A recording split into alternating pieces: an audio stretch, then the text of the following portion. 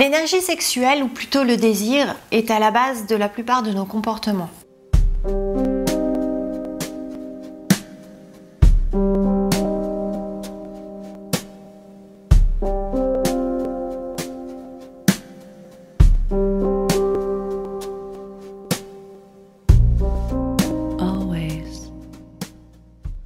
Bienvenue chez Jess Harmony.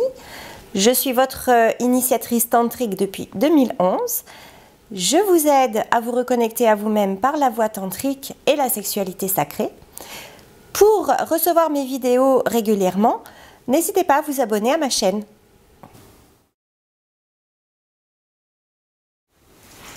L'énergie sexuelle, ou plutôt le désir, est à la base de la plupart de nos comportements. On désire une belle voiture, une belle maison, être heureux, partir en vacances, des beaux vêtements, des produits cosmétiques, etc. Donc tout cela vient de l'énergie rouge, qu'on appelle donc énergie sexuelle. Inconsciemment, donc par exemple pour séduire, un homme va montrer sa puissance, soit montrer de l'argent ou un corps parfait, ou un côté très sociable, sa créativité, son humour.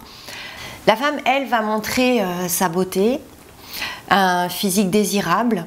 Pour qu'un homme ait le mieux, c'est que cet homme soit puissant, la convoite et s'intéresse à elle.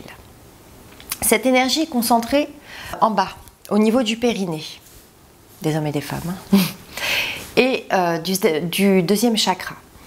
Donc lorsqu'on fait remonter cette énergie rouge, et je précise qu'il s'agit là d'un processus plus ou moins long, hein, c'est pas en une séance qu'on arrive à faire ça. Donc elle va traverser les chakras un par un, en remontant tranquillement. Et en passant par les chakras, elle les nettoie, elle les débloque. On la sent d'ailleurs, hein, cette énergie, quand elle passe dans les chakras, on sent des chaleurs, des déblocages, on la sent tourner, on sent des fourmis.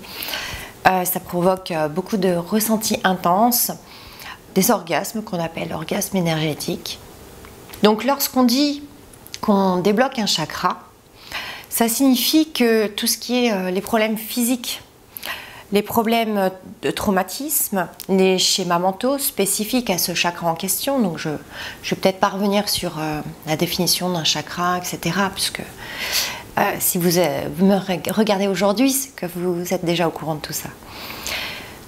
Tous les problèmes au niveau du chakra, ils vont se délier tout seuls. Mais ça, ce n'est pas conscient, c'est vraiment un travail énergétique. Donc on ne le sent pas vraiment sur le moment, on ne sent pas vraiment ce qui se passe, bien que, comme je vous disais, on sent une certaine puissance et intensité. En général, ça peut passer soit de manière fluide, ou alors on peut vraiment sentir que le bouchon saute. Ça arrive souvent sur les chakras un peu plus haut, pas en bas, mais plexus solaire, cœur, gorge. Là, il y a vraiment des bouchons chargés. Et en plus, on réagit de façon différente.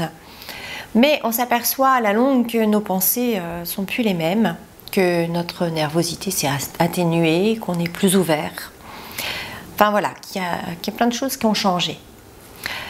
Et c'est ça qui est vraiment génial, parce qu'on vit à un moment orgastique qui nous transforme et qui nous guérit véritablement, donc sans savoir ce qui s'est passé dans nos cellules.